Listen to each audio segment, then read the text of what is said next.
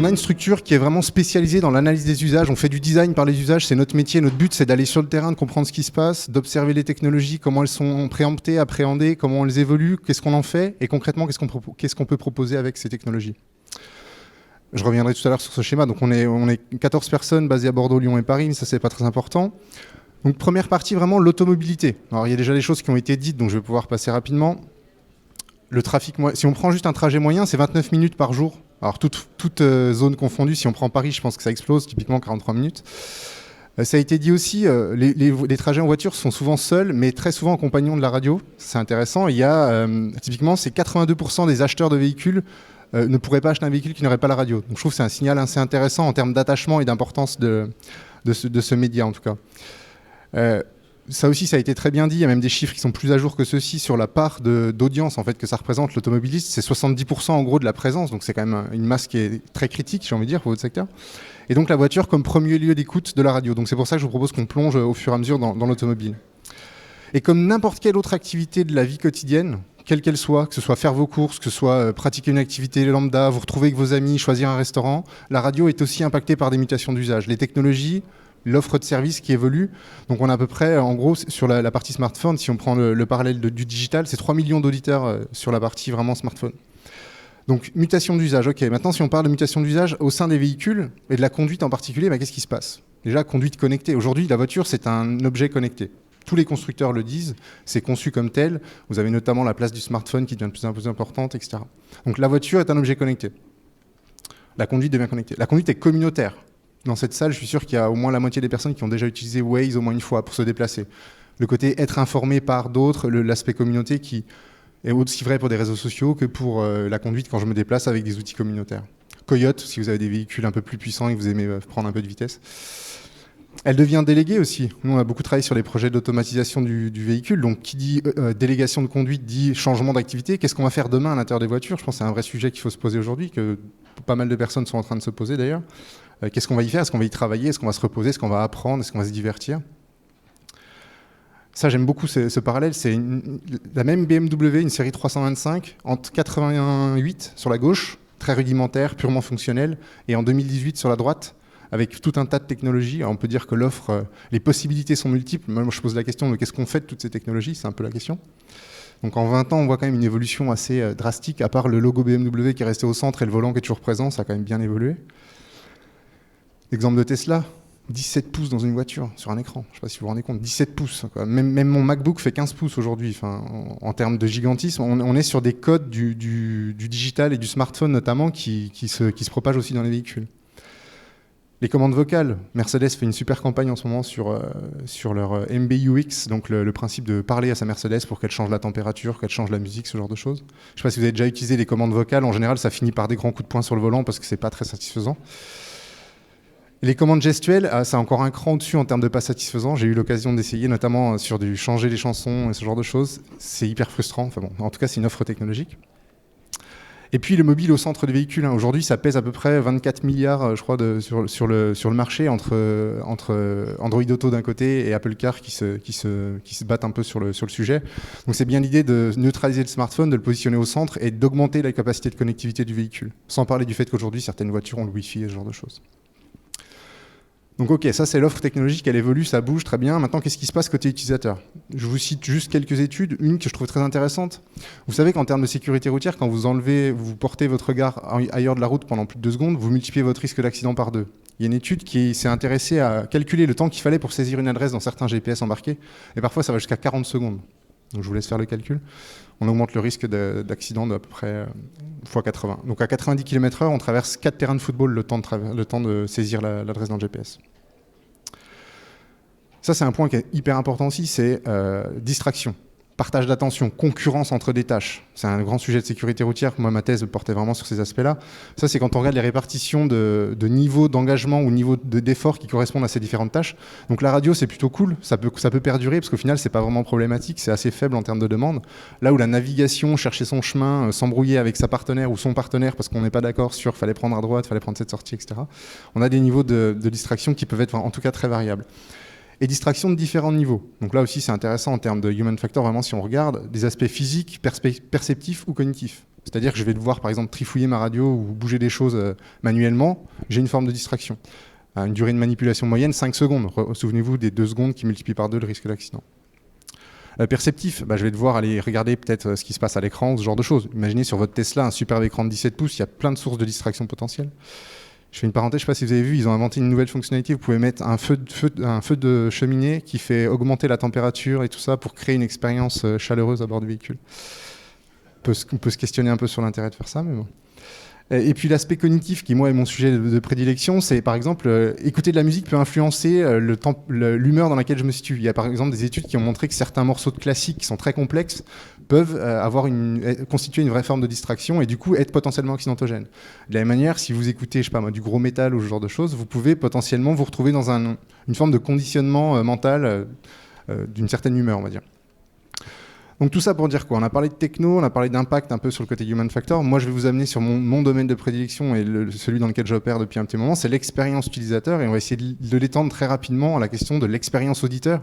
J'ai beaucoup apprécié que des gens du CSA ou autres parlent d'expérience utilisateur, d'expérience client, de qualité, de référentiel, d'attente, ce genre de choses. C'est exactement ce dont il est question avec en tout cas nous les travaux qu'on mène. Donc l'idée de la conception centrée utilisateur ou UX design ou design d'expérience, appelez ça comme vous voulez, en tout cas, c'est de se dire, OK, il y a une réponse qui est technocentrée. Une techno existe, on la déploie. Le DAB+, ça peut être un exemple. Ça existe, je le mets en œuvre. La 5G, ça existe, je le mets en œuvre, très bien. À une approche qui est plutôt de se dire, OK, quels sont les besoins? À quoi ça peut servir à des utilisateurs finaux? Et comment je vais pouvoir déployer ça? Donc on a bel et bien un niveau de complexité qui doit augmenter. Alors dans l'automobile, on a des enjeux de sécurité routière, mais ça à la limite c'est marginal. Mais surtout, on a des conducteurs qui aujourd'hui attendent une expérience. Donc, vous avez des auditeurs qui aujourd'hui attendent une expérience. On ne télécharge plus une application de podcast juste pour se dire je vais écouter un podcast. Non, on cherche à écouter du podcast, à ce que cette fonctionnalité-là, qui est très simple en soi, se fasse de la manière dont moi je veux qu'elle se passe pour mon besoin à moi spécifiquement. Donc comment on fait ça? Nous, on travaille avec trois niveaux. D'abord, les hommes, avec un H majuscule, les humains en tout cas, avec leurs limitations individuelles, leurs forces, leurs faiblesses. Je vous parlais de limitations cognitives, de distraction. De systèmes socio-techniques, des systèmes humains-humains, des systèmes humains-machines ou humains-technologie, on pourrait dire, et tout ça dans des environnements. Et l'idée, c'est d'appréhender tout ça dans sa globalité. De pas juste se dire, OK, on est au niveau système, on est des purs techniciens, on fait des super trucs hyper chiadés qui sont techniquement hyper au point. Les utilisateurs, certes, ils ont des besoins, mais il y a des contraintes aussi qui sont à prendre en compte. Et puis l'environnement, tout à l'heure, ils évoquaient la question de la mobilité, du contexte dans lequel j'utilise une techno. Aujourd'hui, il y a une question de switch aussi. Moi, j'écoute des podcasts, tantôt sur ma tablette, sur mon smartphone, dans la voiture, etc. Donc tous ces points-là sont à garder en tête. Et du coup, je vous propose de parcourir trois grands piliers qui, moi, me semblent importants, enfin 4 avec celui-ci, du coup. C'est l'aspect expérientiel global. Donc ça a été évoqué aussi, il y a une forme de concurrence. Alors j'ai mis volontairement quelqu'un qui utilise un smartphone au volant, alors c'est à ne pas faire bien sûr, mais l'idée qu'il y a derrière, c'est qu'aujourd'hui on est dans une forme de globalité d'expérience, on cherche à faire tout un tas de choses en même temps, on a des enjeux de vélocité, etc. Et du coup tous ces éléments-là sont concurrents aujourd'hui. En tout cas, à chaque instant, on a des besoins, on a des choses qu'on cherche à assouvir. C'est un peu la philosophie, en tout cas cette globalité que je vous propose d'appréhender. Le premier pilier pour moi c'est la temporalité. Ça a été évoqué un petit peu aussi tout à l'heure, le côté avant, pendant, après, c'est quelque chose de basique mais qui est fondamental à mon sens. C'est pas la même chose quand j'écoute de la radio dans ma voiture le matin que quand j'écoute le podcast avant de m'endormir le soir sur ma tablette typiquement. Donc cette continuité, et ça a été très bien évoqué aussi avant, d'un point de vue utilisateur, il faut que ce soit transparent. Technique, DAB+, pas DAB+, etc., rien à faire. Moi ce que je veux c'est que de A à Z, j'ai accès au contenu qui m'intéresse, où que je me trouve, quel que soit le moyen que j'utilise. Donc c'est bien cette idée de point de contact qui a été évoquée juste avant aussi. Alors pour faire ça, nous on utilise un formalisme qui s'appelle les expérience maps. Alors ça paraît compliqué comme ça, mais en gros l'idée c'est de décomposer un petit peu l'expérience. Alors là en l'occurrence c'est sur des festivals de musique avec lesquels on a pu travailler il y a plusieurs années et encore cette année.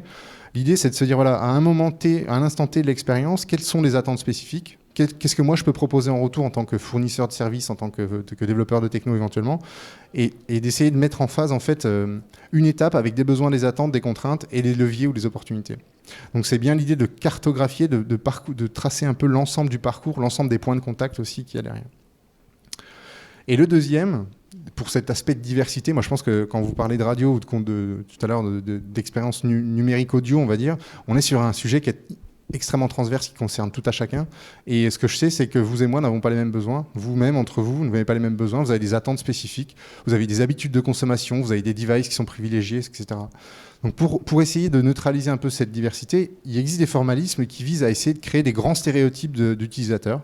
Donc là, c'est un exemple qu'on a fait pour une municipalité, en l'occurrence. L'idée, vous arrivez dans une nouvelle ville, vous n'avez pas du tout les mêmes besoins que quelqu'un qui est installé depuis 20 ans, par exemple. L'idée, c'est d'essayer de trouver un formalisme pour représenter un petit peu ça.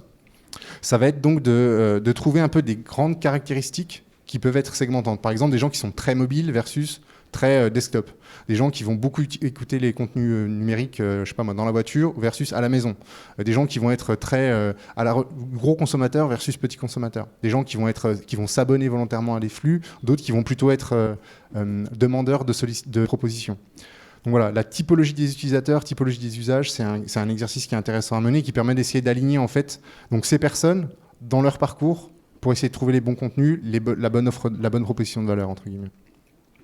Donc ça peut intégrer des notions de pratique comme ici pour un site e-commerce comme on avait pu le faire. Ces notions un peu aussi d'humeur, de fluctuation, c'est plutôt positif, négatif, neutre.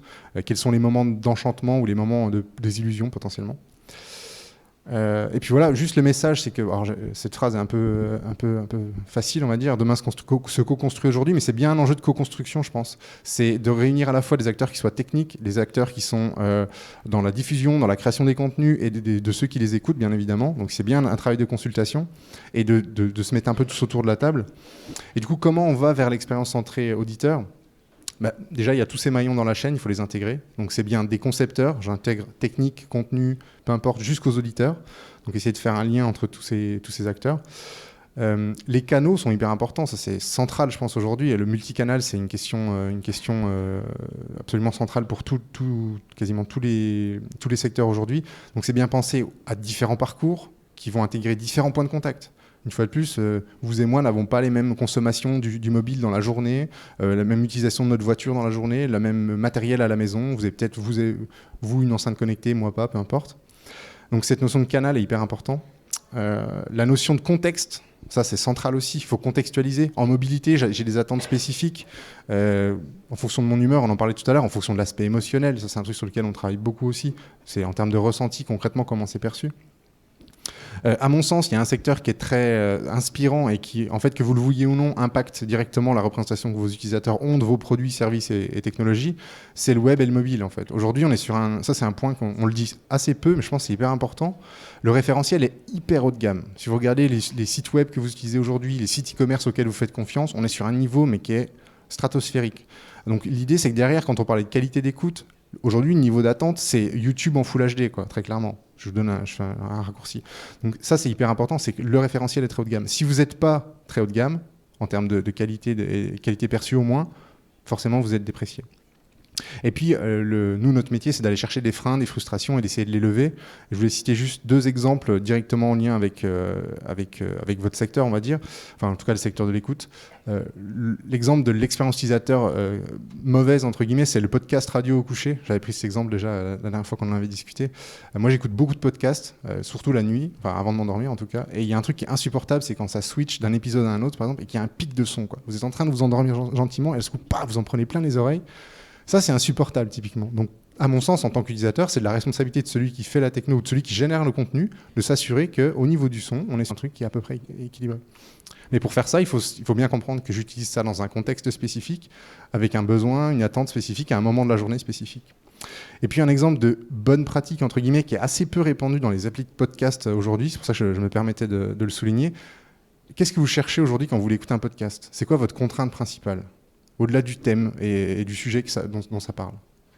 À mon sens, c'est la durée, en fait. C'est truc tout bête, mais aujourd'hui, vous avez 20 minutes devant vous, vous voulez écouter votre podcast en entier. Je vous mets au défi de trouver des applications de podcast qui permettent de filtrer par la durée. S'il y en a 1 sur 10, c'est le grand maximum. Ça, c'est tout bête, mais en termes de besoins, c'est ce que fait OCS versus Netflix, par exemple. Netflix vous propose de rentrer par un catalogue qui est colossal dans lequel vous pouvez vous perdre. OCS vous permet directement de rentrer par la durée. Vous avez 20 minutes à consacrer là tout de suite à une série, vous avez 30 minutes, vous avez 50 minutes, ce genre de choses. Voilà, et c'est tout pour moi.